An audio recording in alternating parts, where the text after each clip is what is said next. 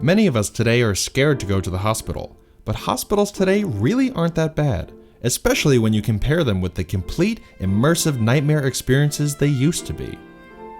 Hospitals in the 19th century were a lot like haunted houses, except the bloody, murderous butchers are allowed to touch you.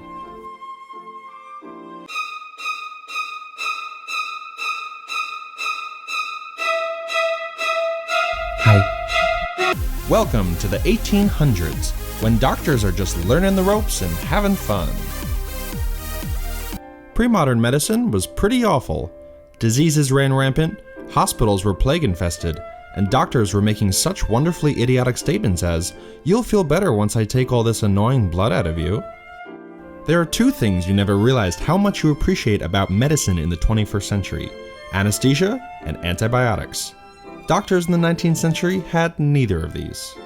What does that mean, you ask? Have you ever been in surgery and thought, I really wish I could have watched that, and also felt it? During this period, you could. Picture this. The year is 1830, and your arm is just covered in sores.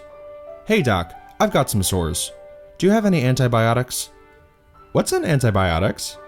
Anyway, here's the bone saw. Hospitals weren't so much health centers as charnel houses, filled with rats, lice, and bacteria. Diseases were rampant, including cholera and tuberculosis, and people who went in for a small problem would often leave with a big problem. Surgical room floors were covered in blood, feces, and pus. They were never cleaned, because as the old adage goes, there never seems to be a broom around when you need it. The idea that open wounds could be infected by microbes wasn't really well known. Before germ theory, the miasma or bad air theory was championed by doctors. There's so much bad air getting all my patients sick. Do you think it's from the sewage and the dead bodies over there? Don't touch my treasures. No, we just need a little Febreze is all.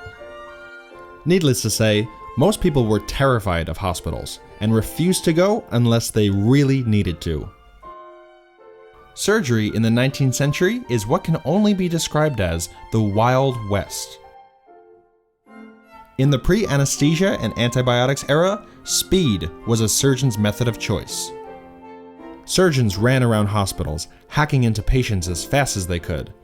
The patient's screams often mingled with their maniacal laughter. They reused the same tools and literally never washed their hands. In fact, surgeons were proud of the amount of blood on their coats. The more blood, the better the surgeon. Cleanliness wasn't just disregarded, it was mocked. A surgeon who cared about keeping clean probably got pointed and laughed at.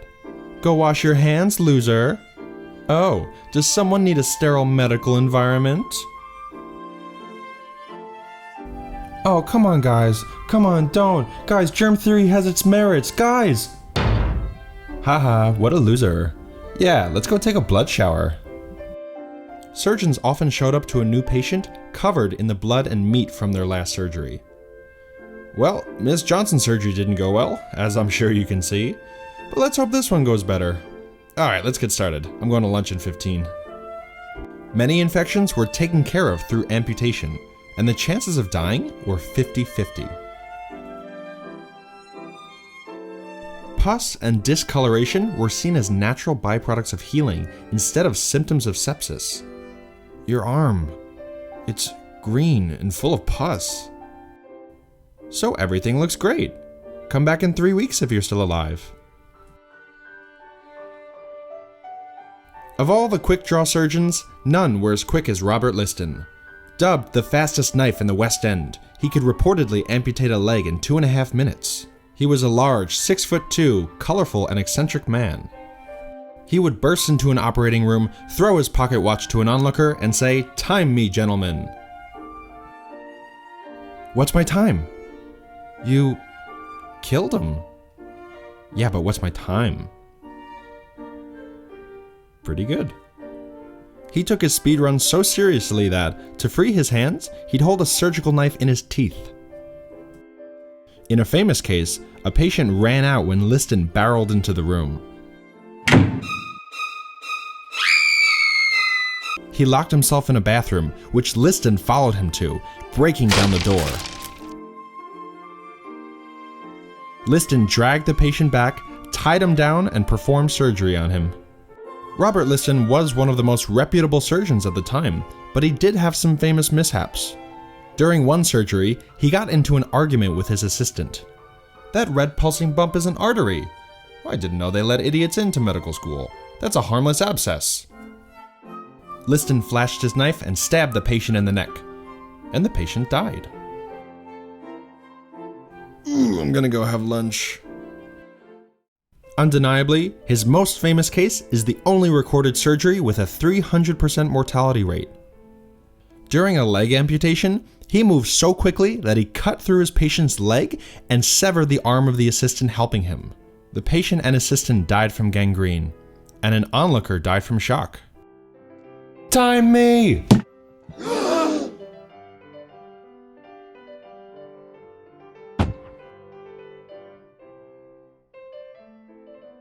I'm going to have lunch.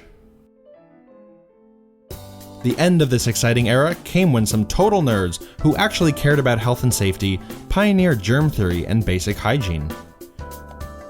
Two of the guys who got made fun of by other doctors were Joseph Lister and Ignaz Semmelweis.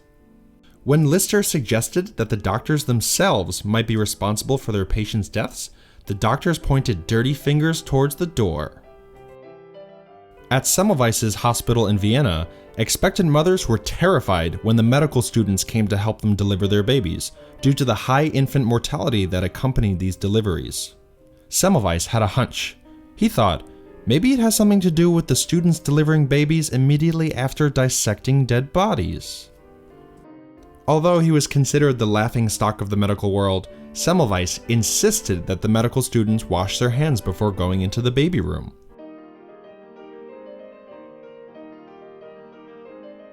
And people stopped dying. This video is a dedicated apology to Joseph Lister, Ignaz Semmelweis, and Oliver Wendell Holmes. These three men helped bring about one of the biggest breakthroughs in medical history, and maybe the history of humanity. Wherever you are, thank you. They're dead.